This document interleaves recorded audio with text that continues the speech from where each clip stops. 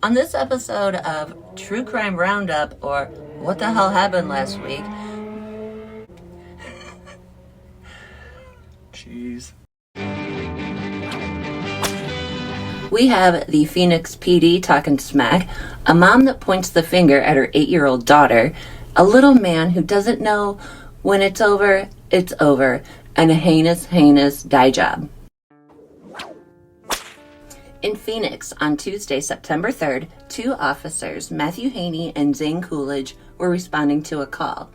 It began near 16th Street and McDowell Road, just past 6:30 p.m., when someone called to report a vehicle being broken into.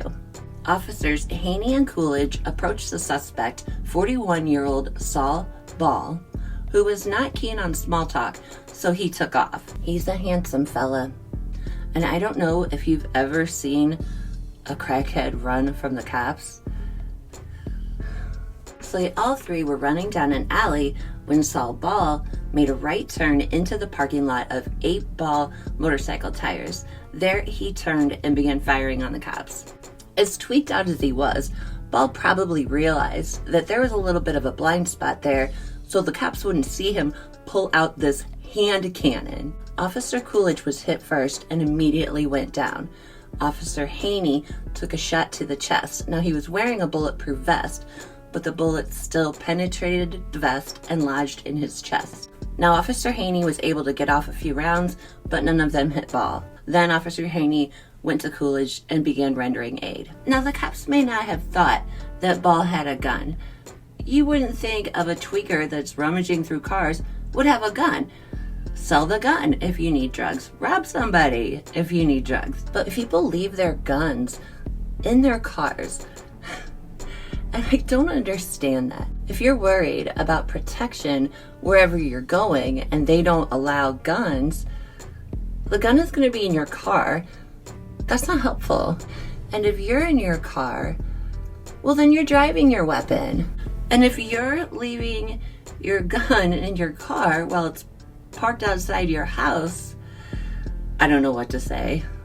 Stop stealing oxygen from the rest of us. I don't doubt that Bal picked up that gun in another car he was rummaging through that night. Security cameras at 8 Bal motorcycle tires caught the whole thing, and the manager had this to say about the footage. You can just see a exchange between 2 officers and the suspect runs away, and one officer hits the deck pretty hard, and the other one, has some attempts to revive him. Wasn't good. He, went limp pretty immediately.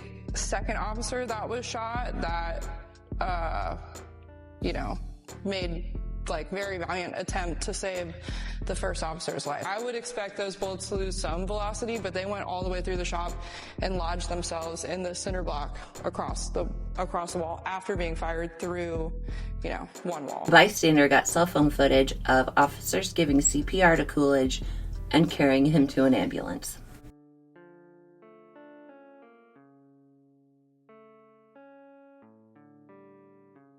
Bal was caught in an extensive manhunt that spread out over several blocks, keeping residents out of their homes past 2 a.m. So, it was Tuesday. It was a school night. Saul Bal made his first court appearance for 2 counts of attempted murder plus a plethora of other felonies on Wednesday, September 4th, and he didn't do himself any favors. I know they're saying that I shot at him or something like that, but I didn't have a gun. Okay, so Mr. Bal, certainly I will remind you that you do have the right to remain silent about what you've been accused of. Prosecutors, however, said they got the goods on Saul Bal through body cam footage and surveillance cameras. In court that Wednesday, Bal's criminal history was a topic. To start with your full name, please. Saul and Bal. I'm sorry, could you say that a little louder? Saul and Bal. Okay, thank you very much. Mr. Bal poses an extreme danger to the people in our community. Last night, Mr. Bal tried to murder 2 on-duty and fully uniformed Phoenix Police Department officers. He has a lengthy criminal history. He is on parole from the Arizona Department of Corrections and a prohibited possessor. In light of this individual's criminal history, his propensity for violence, and the risk of harm he poses to the folks in our community. All right, thank you. Mr. Bal, the court has considered what's been alleged against you, your criminal history, which does indeed appear to be extensive and involve at least 2 prior allegations of violence against police officers, as well as what appears to be a strong weight of evidence against you. The state alleges that they do have body camera footage that identifies you as the shooter. And so based on that and the court's belief that the facts tend to indicate strongly that you would not appear for future court dates or surrender for any potentially adverse verdict, as well as I note that most of your criminal history appears to be from California, and so the court believes you may have ties to that state as well. I'm also ordering you to contact your parole officer within 24 hours of any physical release from jail, although I was advised by Pretrial Services that it appears, Mr. Bal, that your parole is set to expire tomorrow. I don't know what, if any, action the Department of Corrections may take with respect to your parole, but I'm going to leave that order in place. His record dates back to 2007. The charges are mainly drug and burglary charges, but there are also some incidents of him being violent with law enforcement. He served 2 years in a California prison for attacking a police officer and trying to snatch his gun. Maybe he thought it was a crack pipe. Despite that record, he was released on parole after an arrest in Maricopa County in 2023. I'm not sure what about that guy says low risk, but okay. Bal also did time for charges of attempted burglary, unlawful use of means of transportation, disorderly conduct, and multiple drug crimes. He served time in not only California, but also New Mexico. Going back to California, he was arrested in November 2023 in Riverside on warrants that included being a fugitive out of state. He was released in February of 2024. Continuing his road trip from hell, Bal committed crimes in Navajo, Pinal, and Yuma counties in Arizona. Probable cause documents related to the case have been sealed. The prosecutors say the investigation is still ongoing. In addition, there is a protective order on body camera footage, with the state saying it's just too graphic. Sadly, on Friday, September 6th, Officer Coolidge passed due to his injuries. The charges against Saul were upgraded, and he made his second court appearance on Saturday. This time, he invoked his right to remain silent. Mr. Bal, you are here on a new charge. It's 1 count of first-degree murder against a law enforcement officer. It is a Class 1 felony. A $2 million cash bond has been set for Bal, and his next court appearance is scheduled for later this month. Now, what is particularly frustrating and so sad is that Phoenix police arrested Saul Bal and booked him into Maricopa County in May of 2023. They recommended felony drug charges and misdemeanor trespass charge. But the case didn't even make it to trial. It didn't even make it to the charging stage. Instead, it just disappeared from the public record. And those crimes that Bal was charged with could have resulted in a multi-year prison sentence. Instead, Bal was just released from custody. And Phoenix PD had something to say about that. There's very nuanced situations, but it's frustrating to us as a police department when this was somebody that shouldn't even have been on the street. But not all of this is on the prosecution. Saul Bal was caught with fentanyl. Prosecutors said they needed the fentanyl sent to the state drug lab to be tested. And it was, and it came back positive. But the prosecution never got the results, so the felony drug charges had to be dropped. I think there was a lot of ball dropping. But what I want to know is, where's the fentanyl? What happened to it? Somebody steal it? Did it get lost? Is it just sitting in an evidence room somewhere? You have this guy in jail and you're like, what's he in here for? And you just forgot? How do you lose fentanyl? Tax dollars were spent getting it tested. Why wasn't it turned over to prosecutors? Now, a father of a 5-month-old baby girl, a husband, a son, a friend, is dead. And I know that the Phoenix PD does not have the best reputation. And the public is funding every bit of this buffoonery. If Saul Bal is willing to shoot at the cops, he's willing to shoot at anyone. The public has put their money, and rarely their trust, into the Phoenix PD to get people like Saul Bal off the streets. Every single step in doing so is important. It's a shame that it took a tragedy like this to drive that point home for Phoenix PD. If it did, I guess we'll see. On September 3rd in Aurora, Colorado, 23-year-old Joseph Castorena learned the hard way that murking your ex's family isn't the best way to win her back when a judge sentenced him to 4 consecutive life sentences plus 24 years. I am really getting sick of these guys. So back on October 30th, 2022, Castorena broke into his ex's home armed and waiting like an angry incel surprise party. Home surveillance caught the little weasel skulking around the property.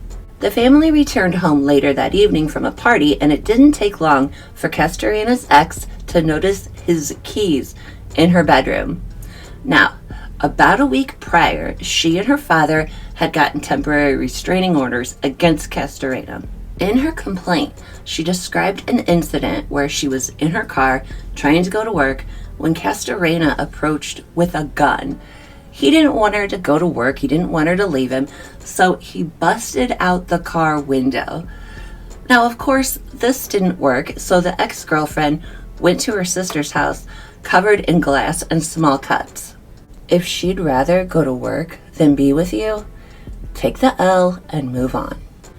And according to the ex-girlfriend, Joseph Castorena's family all witnessed this and did nothing. So this woman had to be terrified when she saw Castorena's keys just sitting there in her room. And that was really dumb of him. I mean, he would have been caught anyway, but leaving the keys out, just out in the open, just don't leave your keys out lying around when you're out criming. Someone will find them, or you'll lose them, which will really eat up some time when you're making your getaway. Just leave them in the car. Anyway, the ex-girlfriend seized the keys and called the cops. Horrifically, that's when Castorena took that as a cue to start firing off rounds. The ex-girlfriend grabbed her 2 nieces, one was just a baby and the other a toddler, and hid in the bathroom. When the cops got there, they found 4 individuals deceased from gunshot wounds. Fortunately, the ex-girlfriend and her 2 young nieces were not harmed, physically anyway. The victims were identified as Maria Serrano, age 22, the ex-girlfriend's sister, and the mother of the 2 young girls hiding with the ex-girlfriend. The ex-girlfriend's father, Jesus Serrano, 51, her sister's husband, Kenneth Luque, 21, and also the father of the 2 girls who were hiding, and also a tenant living in an RV on the property, Rudolfo Perez, age 59, who came outside when he heard the shooting, and then he was killed. It wasn't long before 18-year-old Juan Castorena, Castorena's brother, and his cousin, Carlos Casilla Flores, 22, were picked up by the cops, and they probably ratted out Joseph Castorena's location. Castorena was arrested in Mexico in December of 22 and extradited back to Colorado. On May 16, 2024, an Arapahoe County jury found Castorena guilty on all 4 counts of first-degree murder and 1 count of attempted first-degree murder. And for some reason, after the verdict was read, Castorena's family started yelling at the prosecution. The whole family is just hot trash. What were they mad about? He was gonna get caught, and he was gonna get found guilty. He's a pendejo. At sentencing, the judge didn't mince words, calling Castorena an insignificant little man with a big gun. Castorena is 5 foot 4 inches. Ouch. In Florida, the Laurie Shaver trial kicked off last week.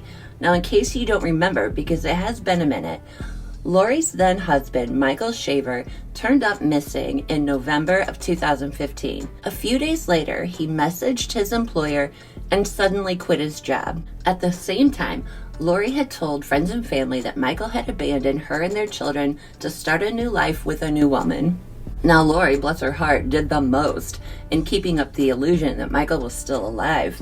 She would sporadically send messages to Michael's friends and family, post on his social media, and she would tell her friends stories of encounters between her and Michael. Now we gotta back up just a second. In 2014, Laurie started having an affair with a married man.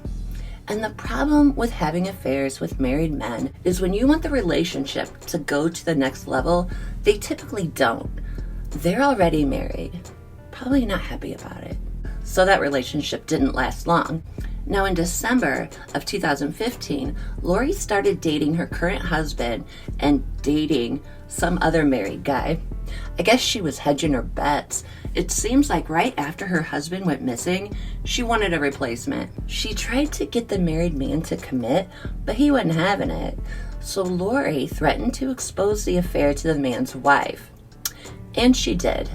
But it was also reported that he broke things off when Laurie allegedly showed him a tattoo of his nickname that she had gotten on her vagina. Oh my God. It wasn't too bad. His nickname was Jay.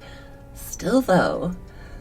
And she's dating her current husband at the same time. How did she manage this tattoo thing? I mean, I know there's ways she could hide it, but anyway, Laurie went ahead and texted Jay's wife as her missing husband. After she got no response from the woman, she sent her flowers to her job as a teacher, along with a card that read, "Roses are red, violets are blue. My wife is a whore. Your husband is too. Check your Facebook messages. We need to talk. Mike." That's the thing, married dudes. That's the thing.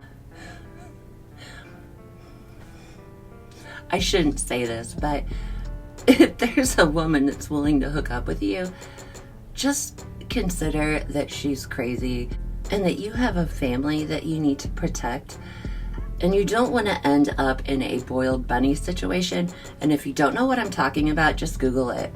So that got Jay's wife's attention, and she believed she was communicating with Michael. Laurie allegedly responded by sending screenshots from her conversations with the woman's husband as Laurie, while claiming she was Michael. She claimed she obtained those conversations by installing spyware on Laurie's phone. Prosecutors then alleged that she did all this so that woman would divorce Jay so he could be with Laurie. Twisted, but it doesn't end there. So 2 years after Michael vanished, a friend alerted police to the situation. He said that no one had seen or heard from Michael since the day he went missing back in 2015. That same friend also said he believed that Laurie may be impersonating her husband on Facebook and had built a giant concrete fire pit in the backyard shortly after Michael went missing. Those DIY projects are suspicious after someone goes missing. So in February of 2018, cops dropped by and they wanted to perform a welfare check on Michael. Laurie welcomed them in. She cooperated to the fullest with their search efforts until they inquired about taking a look at that recently constructed fire pit with a cadaver dog. To which Laurie said hell to the no, told the deputies to leave her house, and they stopped their search. However, those deputies returned with a search warrant on March 9th, and they found the body of Michael buried 3 feet under the fire pit. He died as a result of a single bullet to the back of the head, fired from a .38 caliber gun.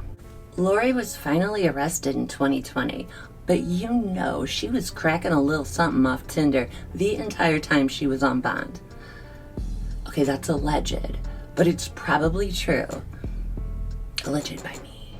And meanwhile, her defense lawyers had said they had a confession from someone else. Court documents show the defense had testimony from a teenage girl confessing to shooting Michael. And guess who that teenage girl was? Laurie's daughter.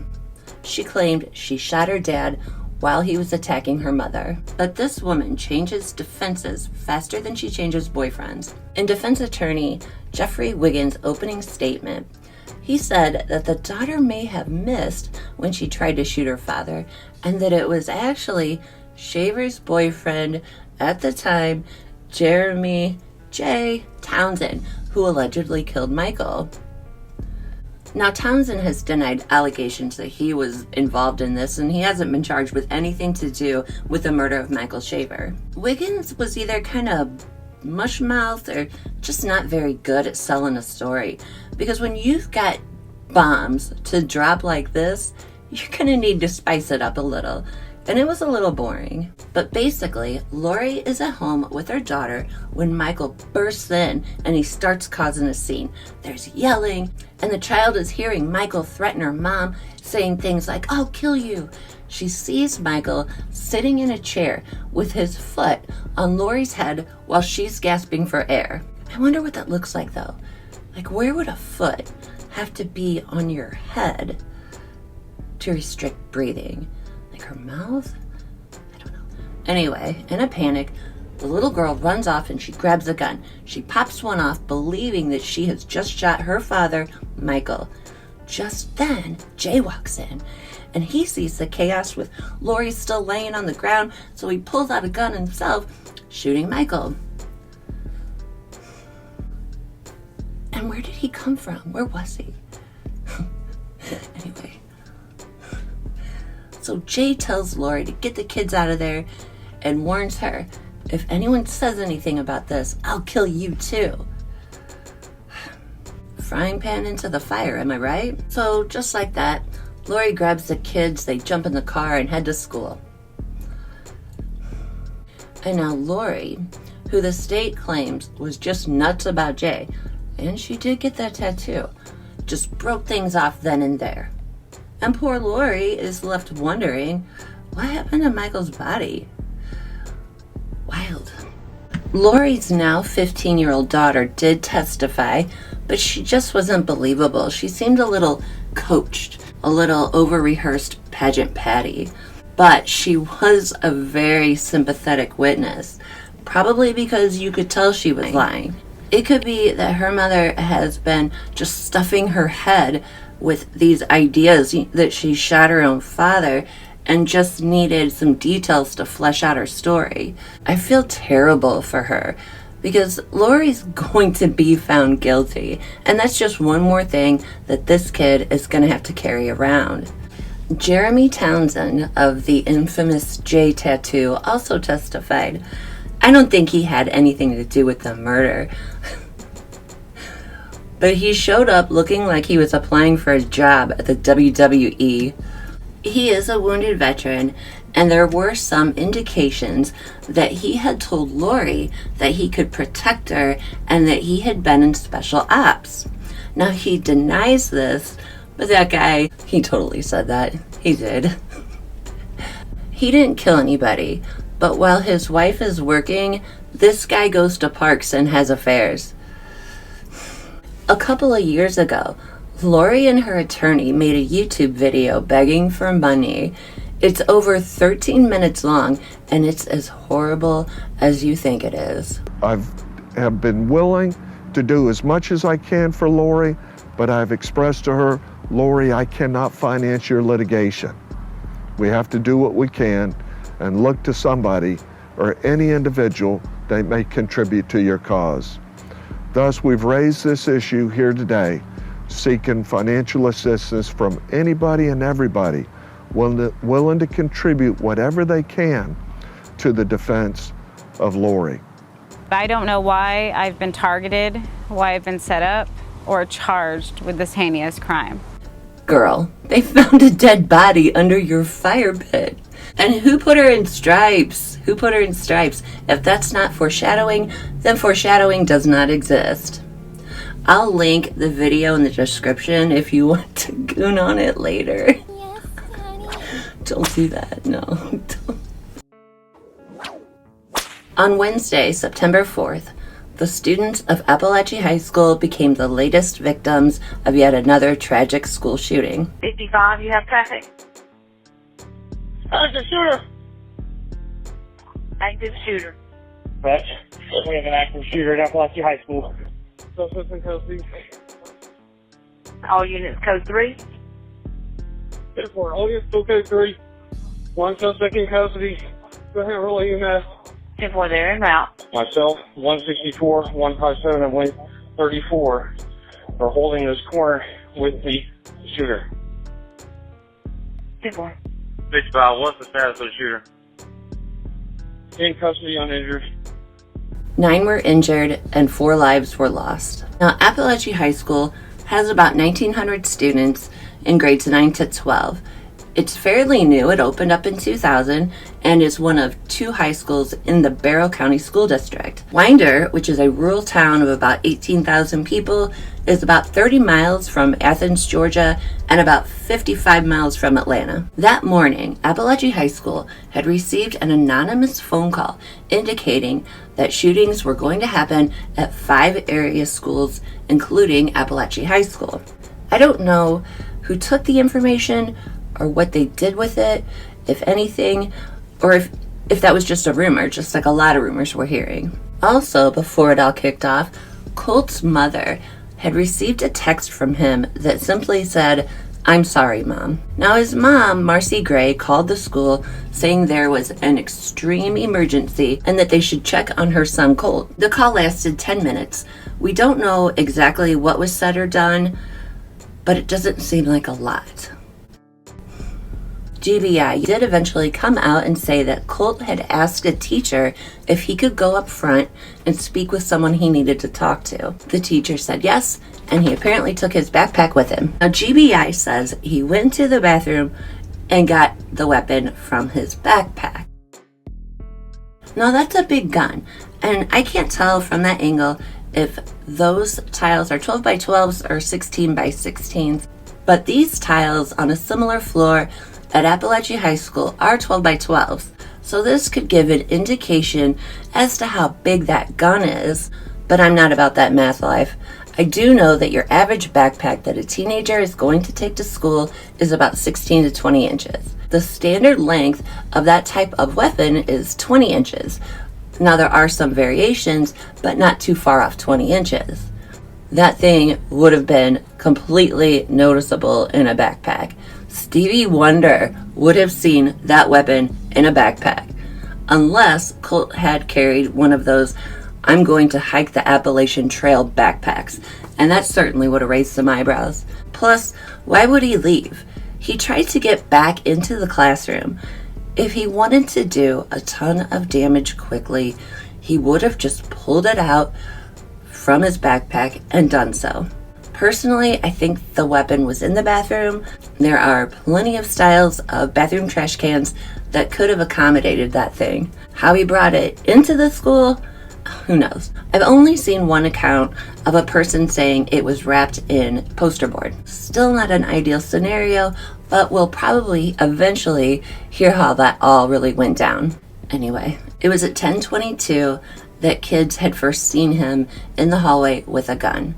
At 10:26, 10:28, school resource officers confronted him. He immediately gave up and said, "I did it." 2 students and 2 teachers were killed. Christina Irmia's 53rd birthday was August 24th, but the Appalachia High School math teacher wasn't able to celebrate her big day in class until Wednesday morning. She came into school with cake and pizza so she could celebrate her birthday with her kids. An immigrant from Romania, Irmia was ever smiling and joyful in her adopted country. She had no biological children of her own, but she had her students, and she died in the shooting protecting them. Richard Aspinwall, a math teacher and assistant football coach, heard a commotion outside his room and went to see what was going on. When he did, he was shot in the chest. His students tried in vain to help him. Aspinwall, a 39-year-old father of two, did not survive. 14-year-olds Mason Schermerhorn and Christian Angulo, both students at the high school, were also killed in the shooting.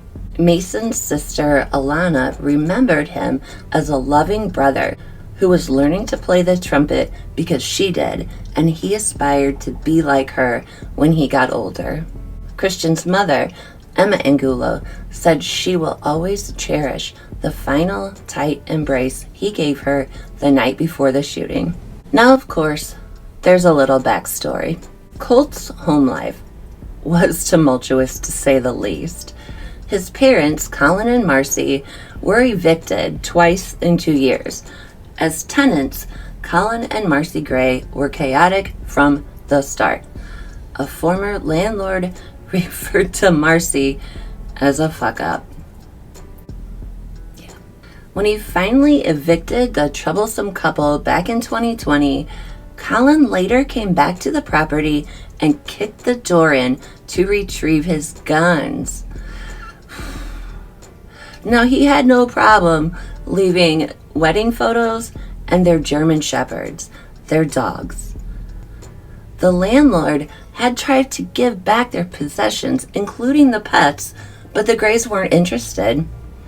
Of course, he'd kicked the door in for guns. He named his son Colt. Now, they just left the pups to fend for themselves, and they had 3 kids, and that had to be devastating for them. Or more likely, just one more methed up thing that their parents did to them. Marcy has a lengthy rap sheet filled with drug arrests. She faced felony drug possession charges for fentanyl and meth. Nice. Now, her dad had a lot to say about Colin Gray. We don't know if that's true or not.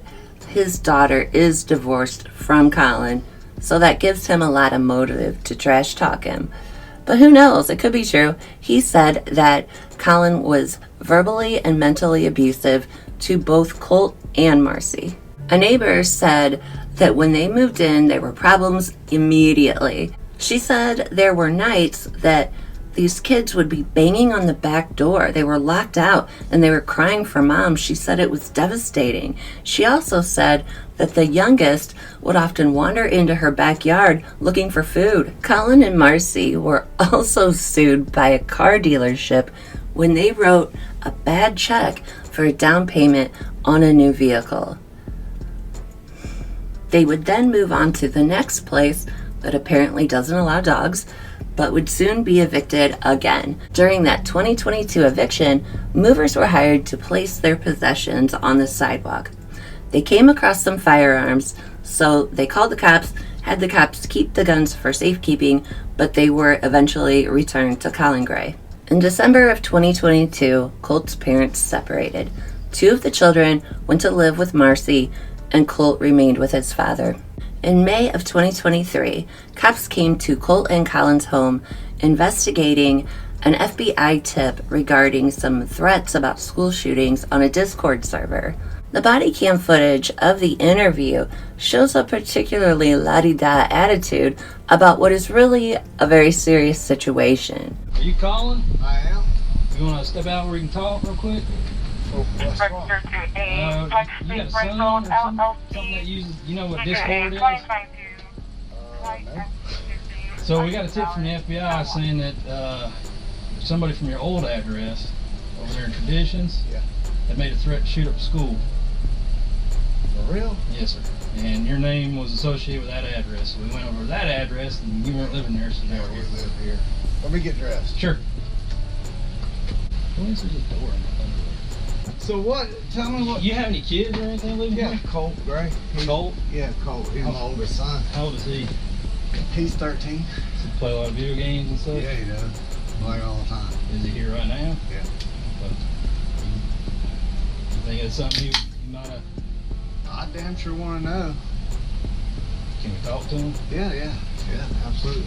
Now look, he gonna get all red face when you talk to him. Just calm, all right? Colt and I rented a house and came here. So we've been good, like no problems. He struggled at first with the separation. All school was kind of so. So I've been up at school countless times just tracking with him, you know, like, hey, make sure you're good. They understand what's going on. He goes to Jefferson School? He goes to Jefferson Middle School, yes, sir. So he's been doing really good. Like, you know, in the beginning he kind of struggled a little bit, but let me ask you this: Do you have weapons in the house? I do. Are they accessible to him? They are. I mean, there's nothing loaded, but they are now. Hell, we've been up to the school for so many times now. The information I got was sort of incomplete. I don't know how old it is. So I mean, I swear to God, we've been up to school. I've been up to school, like, I'm on first name. I just was up there 3 days ago for his finals, talking to the principal, like, look, make sure Colt's good. He gets flustered and under pressure. He doesn't really think straight. Can we just, you know, just kind of put your arms around him, get him through 7th grade? I just want to make sure he's good. Like, I mean, we're up there all the time talking to school. I mean, all I can do is ask him. Yeah, well, absolutely. You know, yeah, I want you to talk to him and just tell him. Like, I don't know anything about him saying any shit like that, and I'm gonna be mad as hell if he did. And then all the guns will go away, and they won't be accessible to him. You know, I'm trying to be honest with you. I'm trying to teach him about firearms and safety and how to do it all and get him interested in the outdoors. Like on my phone, and get him away from those video games. Exactly right. That's the God honest truth. And the picture on my phone is him with blood on his cheeks from shooting his first deer. It was just the greatest day ever. Like, it's no joke. But we wouldn't be here if it was. No, I know, and I'm telling you right now, we talk about it quite a bit. All the school shootings, things that happen. Yeah, scary. Hey, are you getting picked on at school? He is. He's getting picked on at school, and is everything okay? That's why I keep going up there. You know, because you never really know, and I don't want anything to happen to him. So, what information do you have? These are good dudes. Just they're told. Hey Colt, what's going on, bud? So did your dad kind of explain everything to you? Said something about shooting up a school. Did you say something about school shooting? Never. I just told him, I don't know what. Maybe they misheard somebody else. I don't never say that. You never ever said. No, I swear. Do you use Discord? Discord? Yes, sir. I used to. I don't have it anymore. When's the last time you used it? That's important, please. Like a few months ago. Really? Because in that Discord account that I had deleted it before. Before you moved here? Yeah, because I think it got like been password pulled or something. Like I had clicked on a link and somebody had. Have you heard anybody on Discord when you were using it say something like that? Do you remember? Like at that time? Yeah. I don't think so. I don't think I ever had anybody that. Never. And I mean, I'm not trying to get anybody hemmed up, but like this is some serious stuff. Yeah, I know. I'd hate to. You know, my boss was even like, you know, I don't know how old this information is, and if you want to wait till Monday to follow up, I was like, nah, I'd rather do it now, because so would we. Because God forbid something happened and I didn't do my job, I'd feel pretty bad about that. So I just want to make sure you understand that if something like that happens, or you hear something like that, report it. Yeah, tell your dad, tell teacher. Like I told him, I would promise I would never say something. So you haven't used Discord in a few months, and you're saying you didn't say anything like that? No, the only thing I have is TikTok, but I just go around there and watch videos. Okay. I gotta take you at your word, and I hope you're being honest with me. I'm not saying you're lying, but it's a serious thing. It's not unusual for people to lie to police. No, sir. You have any questions? Yes, sir. All right. Y'all have a good rest of your day. Thank you. Appreciate it, sir. Y'all be safe. Good luck to you. I'll knock out a report. You want me to? It don't matter. It's just going to be information. Our agency assist made contact with these people. They had no idea. The husband said that he hasn't been on Discord since fantasy football. And then Colin made contact with him, and then brought his son, got his date of birth, brought him out, spoke to him. Apparently he was getting bullied. Very soft-spoken, reserved kid. pretty much unable to substantiate anything at this point. No. So, and until we get more information from this so-called tip from the FBI, I got Dad's phone number, so we'll just do an agency assist report for the FBI and write it up and I'll be done. Sounds like a plan to me. However, the information was kind of old, and it had been linked to Colt either through an IP address or an email address.